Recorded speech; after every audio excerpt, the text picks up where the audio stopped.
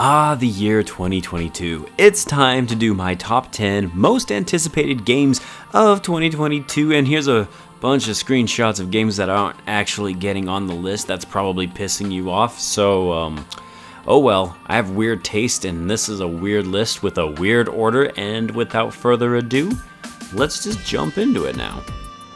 Oxenfree was one of the most interesting indie titles I had played when it first came out. To me, this is a no-brainer to put the sequel on this list. I can't wait to get the creeps with the sci-fi narrative adventure that I'm certain will once again keep me on the edge of my seat. Everything from the trailer looks enigmatic yet familiar to the original, so let's get those oxen free and create some interstellar portals that permit us to communicate with spirits or something. Yeah! Yes, I do love spreading my ink everywhere, and I have in fact spent hundreds if not thousands of hours doing so, and I'm about to do it all over again with Splatoon 3. If you don't know what this game is, it's basically the most innovative shooter to have come out in the past decade. There are just way too many possibilities they can take with this game, and it's causing me to ask a lot of questions. Will this game have a fully fleshed out campaign finally? What will the new weapons be like? Will Salmon Run return? I eagerly await the day I can try this game out and spread my ink once again on unsuspecting victims. I hope I'm not going to jail for saying these jokes. Gosh flippity dang it, they got me. They got me. A kart racer that features a Chocobo and Vivi as playable characters. Yup, I'm sold. Apparently there was a game just like this a long time ago, but I actually haven't heard of it, so this will be a nice change of pace for me. Chocobo GP is a kart racer where you can race as a Chocobo.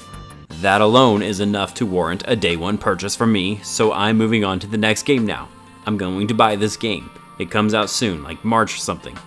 Yeah. I need Bayonetta to beat me senselessly with her powerful thighs, and I need it sooner rather than later. Unfortunately, I have a strong feeling this game will come out the holiday season in 2022, but them's the breaks, I guess.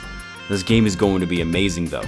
Both Bayonettas have been stellar titles that you'd be foolish to pass over, and now that the third one is imminent, now is the perfect time to jump into the series and have Bayonetta slam you with her thighs as well, and then you can know the greatness that is Bayonetta.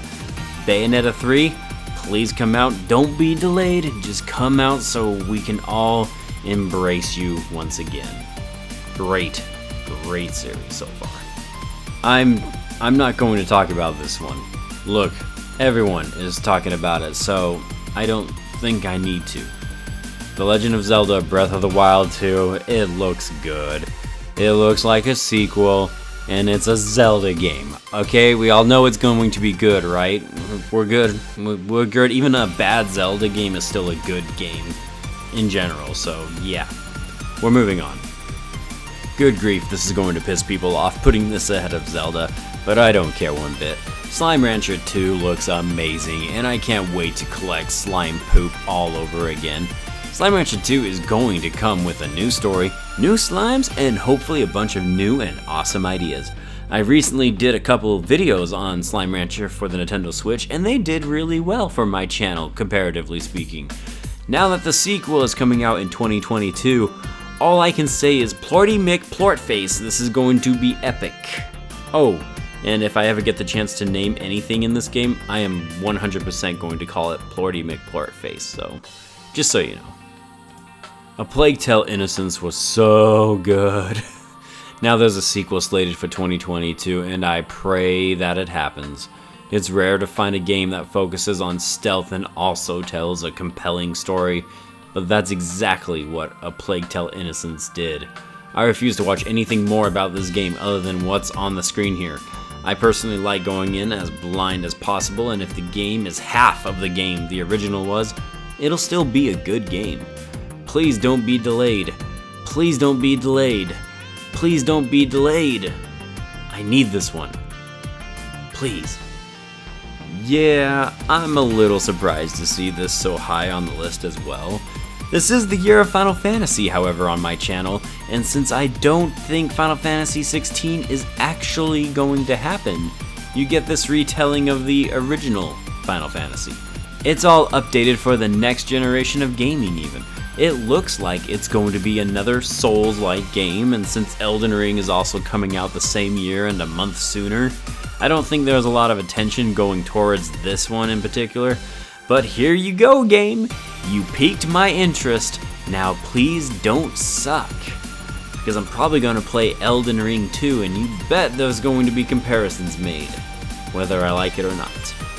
I'm going to say this, and maybe I'll make a full video about this as well, but Kirby and the Forgotten Land looks way more interesting to me than the sequel to Breath of the Wild. Insert angry comments down below. A full-fledged 3D Kirby game in a post-apocalyptic world is both new and exciting for the pink ball that we all love. And it looks also like it's going to be one of the best Kirby games of all time. And don't get me wrong, I love Zelda as much as the next diehard fan, but you have to admit, the trailer to the new Kirby game is pure magic. I have a sneaking suspicion that this game is going to be more than just another lighthearted adventure, but time will tell with this one. But I'm excited! Chances are you probably haven't even heard of this one. If that's the case, then you should stop playing your Minecraft, your Fortnite, your precious Apex Legends, and go play a real game, you plebe. AI The Somnium Files was brilliant when it released in 2019, and to date, it has one of the best video game endings of all time. It's a visual novel with detective work involved, with multiple endings, a stellar cast, great music, and is getting a sequel this year. This is the only game from this list I immediately pre-ordered, and I actually ordered the collector's edition because I'm that excited for it. This game is slated for the summer, and it can't get here soon enough. It pains me, almost literally, to not be playing it right now. Please don't pass over this game. It's going to be great, and it is easily my #1 choice for the year of 2022 most anticipated games. I wish more people would talk about this because it's going to be phenomenal. I can almost guarantee it. And there you have it, everybody. This was my top 10 games of 2022. Now, there could easily be more games obviously coming out and announced in 2022. And it was a tough one to put this list together because there's a lot of cool indie titles. Hollow Knight, you know, Silk Song, that's a thing. I don't even know though if that's coming out in 2022. There's just rumors about it. Horizon Forbidden West does look really great. The new God of War does look awesome. Elden Ring, like I said, I'm probably going to be playing that and be comparing it to Stranger of Paradise. Not that I should. I understand I shouldn't, but I probably will just because that's how my brain works. But there's a lot of great games in 2022. Oh, King of Fighters, man. There's a new King of Fighters coming out. Sorry. Like I said, tons of great games slated for this year. It's going to be a great year for games in general. So let me know what game you are most excited for this year. And as always, guys, thank you for taking the time to watch this. I am Bradley Overrated, out like a trout. Praise be to Yevon, and I will see you on the next one.